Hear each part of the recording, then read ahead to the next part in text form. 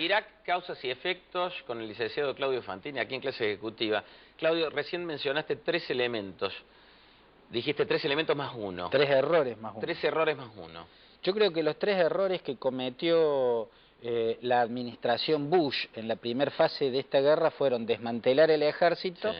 proscribir al partido Baas, que era el partido oficialista, el partido único era, y expulsar de la administración pública, el Estado es una burocracia gigantesca, a todos los que eran afiliados al partido Baas. ¿Cuál es el más 1? El más 1 es la ocupación, haber ocupado. Y antes de explicar eso, explico lo que implicó el desmantelamiento del ejército. El ejército iraquí era lo único que unía algo que se puede dividir fácilmente en 3. El norte es kurdo, alguna vez fue parte de un Kurdistán independiente que existió después de la Segunda Guerra Mundial hasta 1922.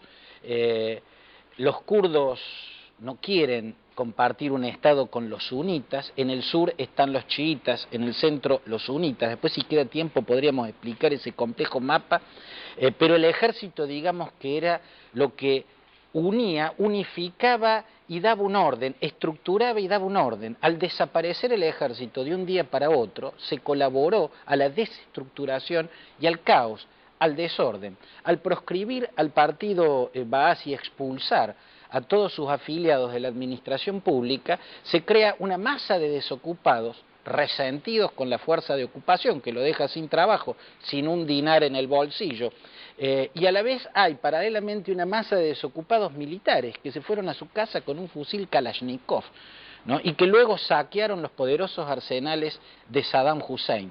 Estos fueron los 3 errores. El más 1, yo creo que la ocupación. La ocupación, además de que uno puede hacer un juicio moral sobre su significado, táctica y estratégicamente también fue un error, y a esto lo sostenía Brent Scowcroft, que era el consejero de Seguridad Nacional de Bush padre, o sea, de George Herbert Walker Bush, que había explicado por qué, sin un régimen sunita, Irak tiende a desarmarse, a partirse por lo menos en 3.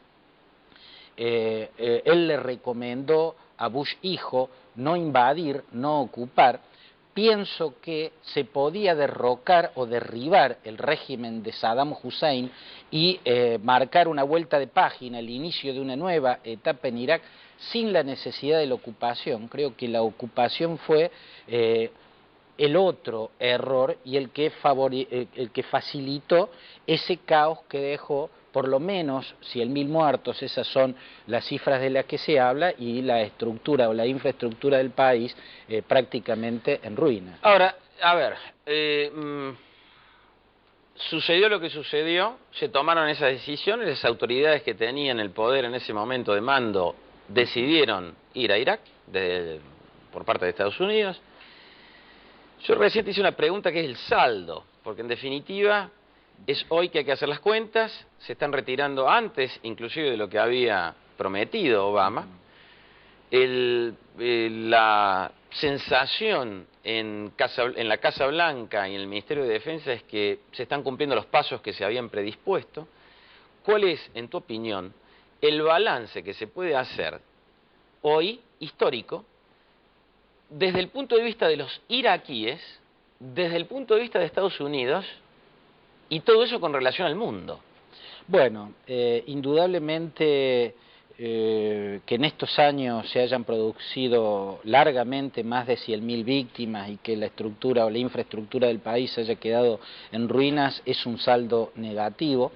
Creo que si uno lo compara con lo que fue el régimen de Saddam Hussein, esas 3 largas y oscuras décadas, el saldo cambia la perspectiva de observación. ¿Por qué? Porque el régimen de Saddam Hussein era un régimen criminal manejado por tres psicópatas con incontinencia criminal, como eran Saddam y sus hijos Uday y Qusay. Si uno recuerda la guerra contra Irán, que la inició Saddam Hussein en el 79, invadiendo el estuario del Yatel Arab, dejó más de 1 millón de muertos.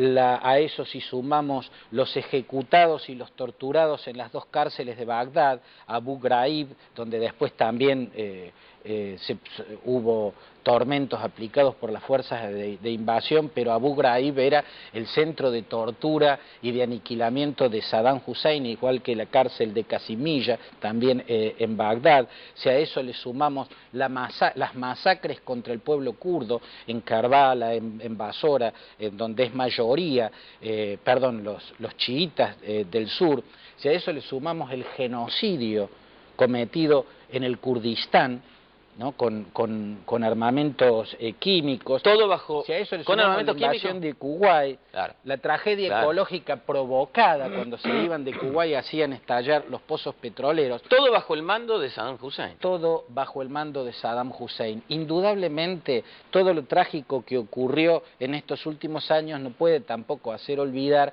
todas las bestialidades, todas las guerras, todas las muertes en cantidades impresionantes ocurridas antes. Desde ese punto de vista, yo creo que cuando uno mira lo que hay hoy, uno ve, si se quiere, como positivo dentro de un escenario trágico, de guerra, ¿no es cierto? Lo positivo es tal vez el Estado más multiétnico que ha tenido en toda su historia, porque siempre estuvo regido por el sunismo. Ahora hay kurdos y hay chiitas en el poder.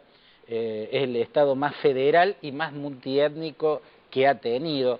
Deben seguir seguramente las violaciones a los derechos humanos bajo esta administración chiita kurda o de mayoría chiita kurda. No creo que en las dimensiones en que se cometían en los tiempos de Saddam Hussein. Yo creo que lo que quedan son riesgos muy grandes. Creo que el fantasma de la disgregación sigue.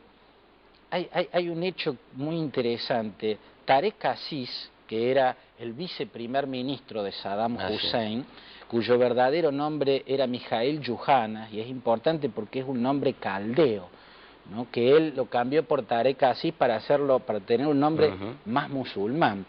En Irak hay tres grupos étnicos mayoritarios: los kurdos en el norte, los sunitas en el centro, la región centro es la única que no tiene petróleo, y los chiitas en el sur. Pero después hay minorías más minúsculas que son los caldeos, los asirios y los siríacos, que son árabes cristianos. Los árabes cristianos fueron pro Saddam Hussein y fueron pro partido Baas. ¿Por qué? Porque el partido Baas es laico, ¿no? Y mientras el Estado sea laico, ¿no?, las minorías religiosas se sienten más amparadas. Tarek Aziz, que fue parte del régimen de Saddam Hussein, era el rostro y la voz del régimen de Saddam Hussein ante el mundo, porque era viceprimer ministro y también canciller, dijo los otros días: están abandonando Irak a los lobos. Criticó la retirada de las fuerzas de combate norteamericanas. Entonces uno dice, ¿cómo se entiende? ¿Es una contradicción de este hombre? No, está pensando o está señalando uno de los riesgos.